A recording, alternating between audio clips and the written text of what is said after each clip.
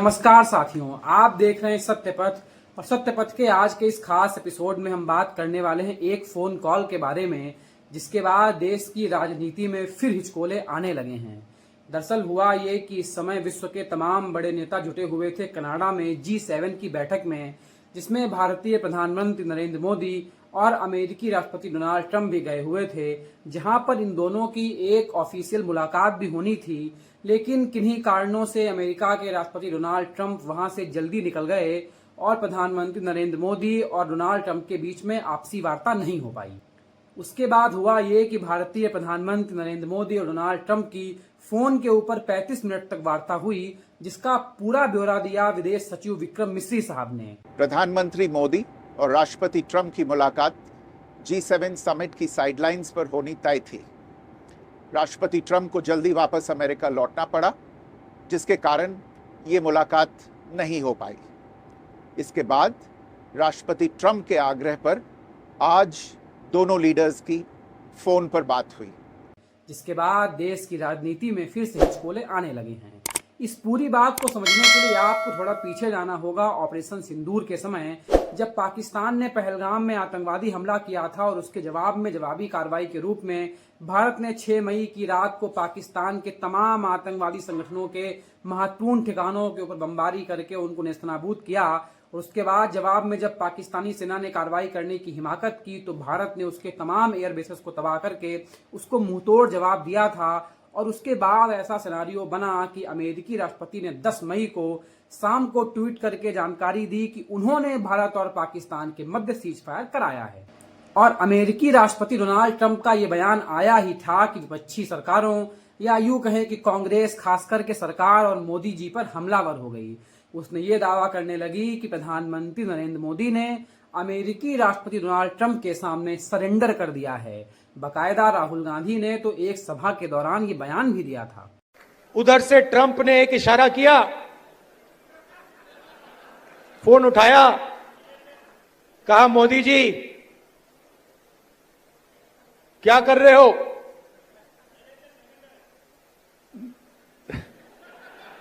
Narendra surrender.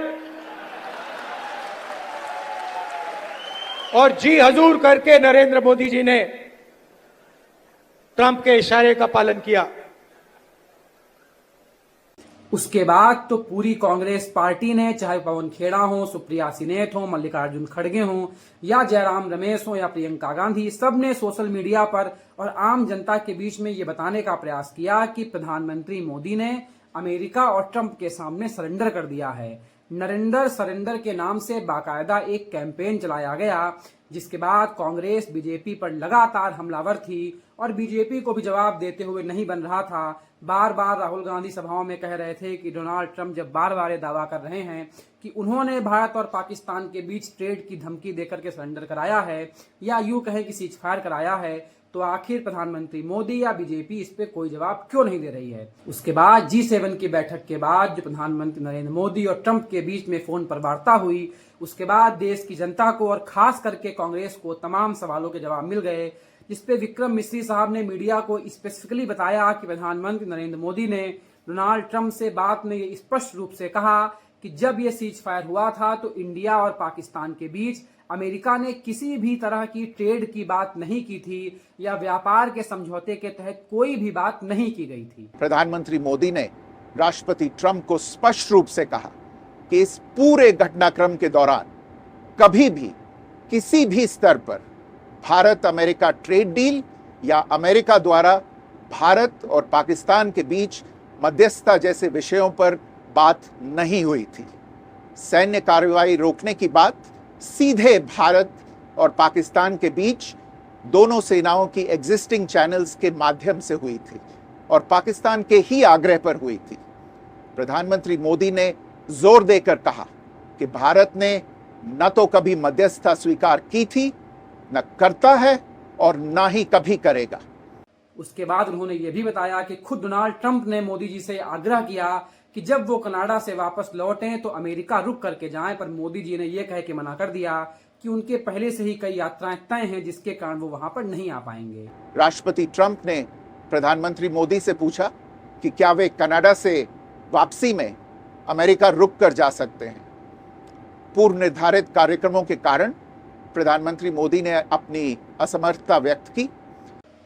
तो आज की इस पूरी मीडिया की ब्रीफिंग या विक्रम मिश्री जी के बयान के बाद ये बात साबित हो गई है कि वो गुब्बारा जो बनाया जा रहा था नरेंद्र सरेंडर के नाम से, उस पे पिन मार दी गई है, वो फूट गया है। और उसके बाद बवाल ये हो गया कि जब मीडिया वाले जयराम रमेश जो कांग्रेस के बड़े नेता हैं उनके पास माइक लेकर के पहुंचे तो उन्होंने एक डोनाल्ड ट्रंप के किसी पुराने बयान जो जनवरी 2025 का था उसका हवाला देते हुए कह दिया कि मोदी जी और ट्रंप की वार्ता पर व्हाइट हाउस तो कुछ और ही स्टेटमेंट दे रहा है, जबकि वो उनका बयान पुराना था। इसके बाद उनको माफी भी मांगनी पड़ी और ये लगभग इस तरीके से है कि विपक्ष का बनाया गया पूरा नरेटिव फुस हो गया है और एक बार साबित हो गया कि भारत अपने आंतरिक मामलों में किसी भी तरह के विपक्षी या किसी भी तरह के बाहरी मीडिएशन को कभी भी स्वीकार नहीं करेगा, चाहे वो अमेरिका हो या कोई और देश हो। और आज की इस फोन कॉलिंग वार्ता से एक बात तो स्पष्ट हो गई कि भारत का स्टैंड अभी भी मजबूत है और ऑपरेशन सिंदूर अभी भी जारी है। हम आतंकियों के साथ जो सलूक करते आए हैं